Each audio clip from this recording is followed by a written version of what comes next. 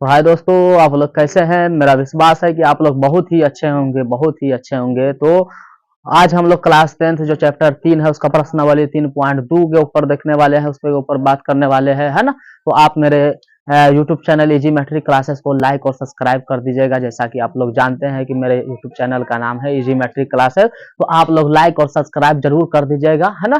क्योंकि आपको, है ना, यहाँ से आपको हर प्रश्न का उत्तर एकदम बिल्कुल आसानी के साथ सिखाया जा रहा है। तो आप लोग का काम है बस सिर्फ लाइक और सब्सक्राइब कर देना, ठीक है दोस्तों। तो चलिए आइए हम लोग आते हैं, क्वेश्चनों को बनाते हैं, शुरू करते हैं, है ना। हमारा क्वेश्चन क्या कह रहा है कि कक्षा 10 के 10 विद्यार्थी ने एक गणित के पहेली प्रतियोगिता में भाग लिया। यदि लड़कियों की संख्या लड़कों की संख्या से 4 अधिक हो तो प्रतियोगिता में भाग लिए लड़कों और लड़कियों की संख्या को ज्ञात करें, निकाले, है ना। तो बिल्कुल आसान है, आइए हम लोग देखते हैं। सबसे पहले इस टाइप का क्वेश्चन होगा, हम लोग आंसर लिख करके लिख लेंगे कि माना कि लड़कों की संख्या x है एवं लड़कियों की संख्या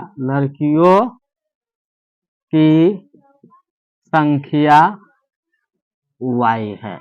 इस तरीके से हम लोग क्या करेंगे, मान लेंगे।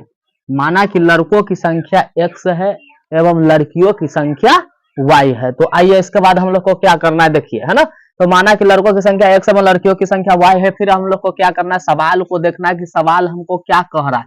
तो सवाल कह रहा है कि कक्षा 10 के, x का मतलब 10 रोमन अक्षर में, है ना।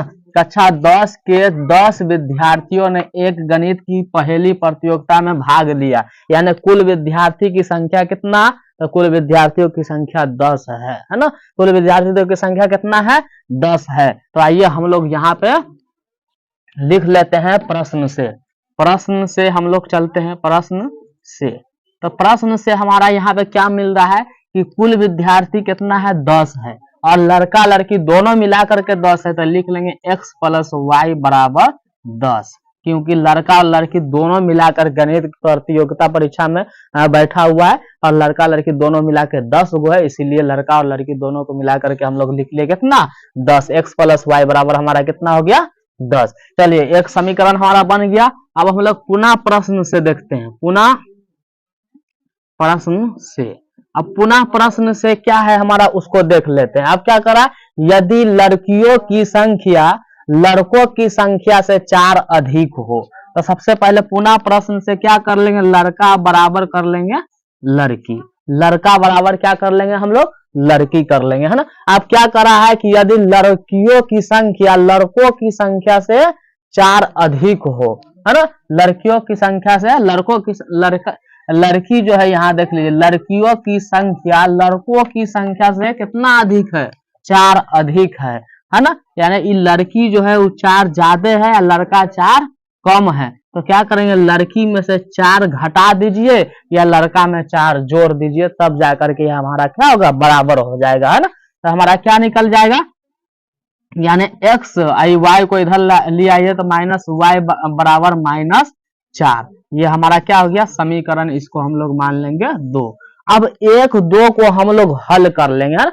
हम लोग जो जर्नल ऐसा टाइप का सवाल होता है जब कुछ नहीं कहा जाए कि कौन विधि से हल करना है, इसमें हमको कई विधि से हल करना रहता है ना। लुप्तीकरण विधि है, ब्रज गुणनखंड विधि है, प्रतिस्थापन विधि है, तुलनात्मक विधि, इस तरीके से कई विधि है। तो सबसे हमको हल करना रहता है। तो जब यहाँ पे कुछ नहीं कहे तो जनरल हम लोग लुप्तीकरण विधि या जिसको जो विधि आसानी से लगे वो आसानी से अपना बना सकते हैं। तो हम लोग क्या करेंगे, यहाँ पे देख लेते हैं। यहाँ पे समीकरण 1 है और समीकरण 2 को हल करके हमको क्या कर लेना है, यानी इसका मान को निकाल लेना है कि लड़की कितना है और लड़का कितना है। तो आइए हम लोग क्या करेंगे, लुप्तीकरण विधि से ही हम लोग बनाएंगे। तो ये समीकरण है, उसको हम लोग यहाँ लिख लेते हैं ना। यहाँ लिख लेते हैं x + y बराबर में कहा कितना लिख लेंगे, 10। ये हमारा समीकरण 1 है। अब यहाँ पे हम लोग को क्या लिखना है, तो लिखना ये है कि समीकरण 1 और 2 को अगर हम लोग जोड़ रहे हैं, यहाँ पे लिख लेंगे कि समीकरण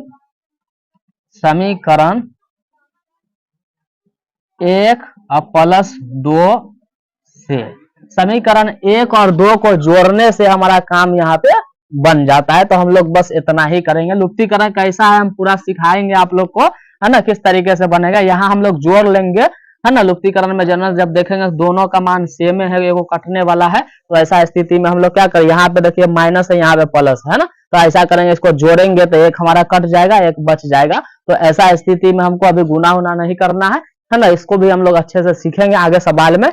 तो फिलहाल हमारा ये क्वेश्चन जो है उसको क्या करना है, ये समीकरण 1 और 2 से ये समीकरण दोनों को जोड़ेंगे तो ये कट के जाएगा, है ना, खत्म हो जाएगा। ये हमारा हो जाएगा कितना, 2x, है ना। तो ये हमारा कट गया। अब देखिए 10 में से 6 हमारा क्या 4 घट जाएगा तो कितना आ जाएगा, कितना आ जाएगा, 10 में से 4 घट जाएगा तो 6। अब हमारा x का मान कितना हो गया, तो 6, अब बट्टा में ये 2 चला जाएगा, तो काट देंगे तो कितना हो जाएगा, 3। अब क्या करेंगे, यहाँ पे x का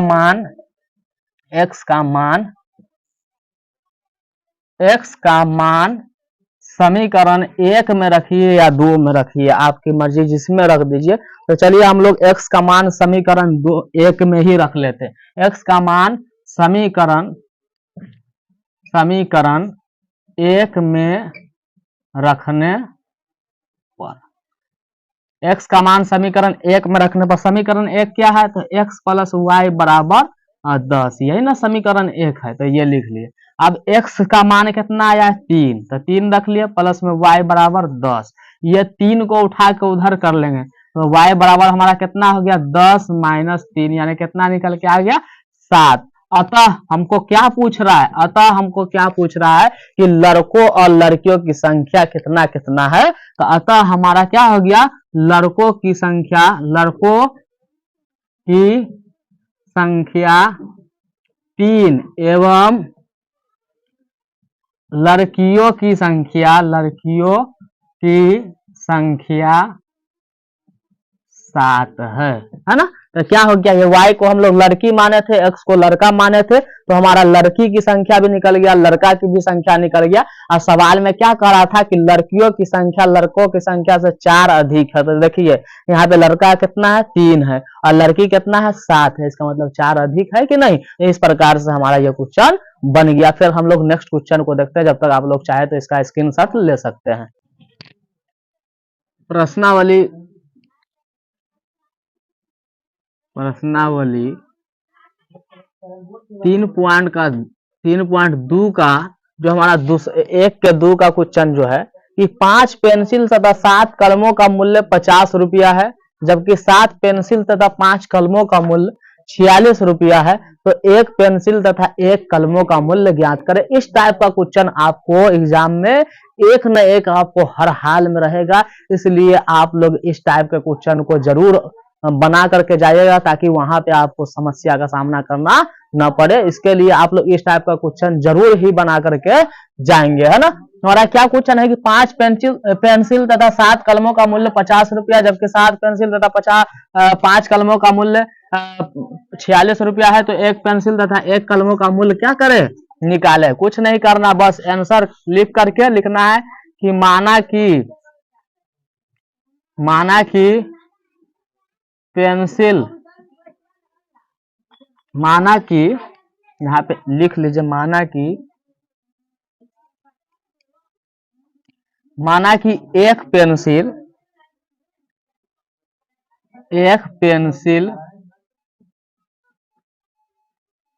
का मूल्य 100 रुपया एवं 1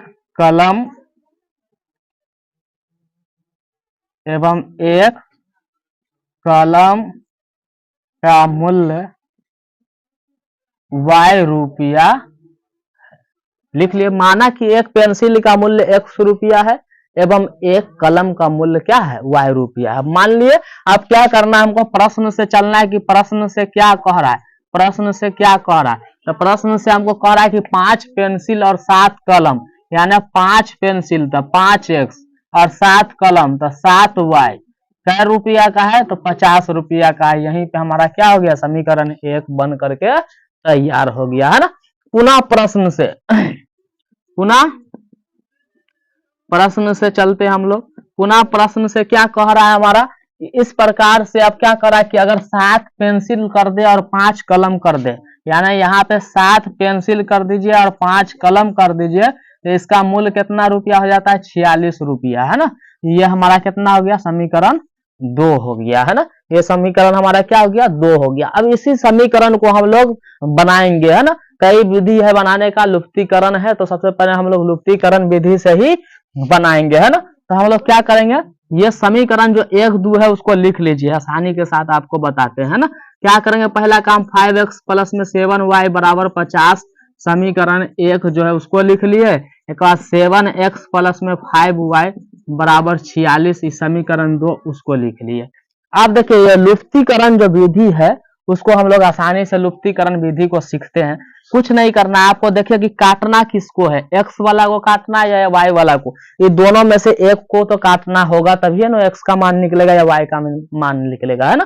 तो हम लोग क्या करेंगे कि अभी फिलहाल x वाला को ही काटते हैं, y वाले को रखते हैं, या y वाले को काटिए x वाले को, कोई दिक्कत नहीं। तो क्या करना, इसका जो 7 है इस समीकरण 7 में गुना कर दीजिए, ये जो 5 है ये 5 को इसमें गुना कर दीजिए। अब गुना कीजिए, आपका का समीकरण आ जाता है ना। आप समीकरण देखिए ये हो जाएगा 7 5 35 गो x प्लस में 7 7 49 गो y बराबर 5 7 35 350। इस प्रकार से इसको हम लोग मान लेते हैं समीकरण 3, है ना। आप दूसरा को गुना कर लेंगे तो क्या हो जाएगा हमारा, 7 5 35 x प्लस गुना कीजिए 50 25 गो y। अब इसको गुना कर लेंगे तो क्या होगा, 6 5 30 के 0 हाथ में 3 और 5 का 20 और 3 23, है ना। 200 कितना हो गया हमको 30। इसको हम लोग मान लेंगे समीकरण 4। अब क्या करेंगे, समीकरण 3 में से समीकरण 4 को घटाना है। हम यहाँ पे लिख लेंगे समीकरण 3 घटाव 4 से, ये लिख लिए।